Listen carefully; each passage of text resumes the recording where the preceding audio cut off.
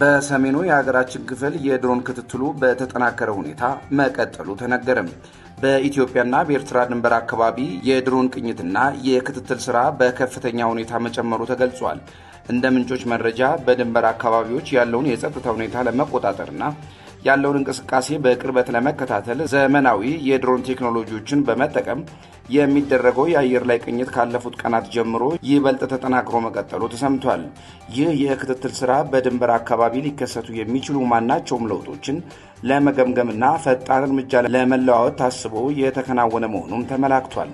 በአካባቢውም የተሰማሩት የድሮን ቴክኖሎጂዎች በቀንና በሌሊት ከፍተኛ ጥራት ያላቸውን ምስሎችና መረጃዎች በቀጥታ ማስተላለፍ የሚችሉ በመሆኑ የአየር ላይ ቅኝቱን ይበልጥ ውጤታማ አድርጎታልም ተብሏል።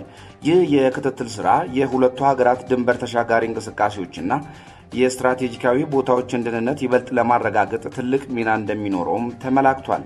ዘመናዊ ድሮኖችን በመጠቀም የሚደረገው ይህ ክትትል በአካባቢው ሰላምን ከማስከበር አኳያ ከፍተኛ ትኩረት ተሰጥቶታልም ተብሏል።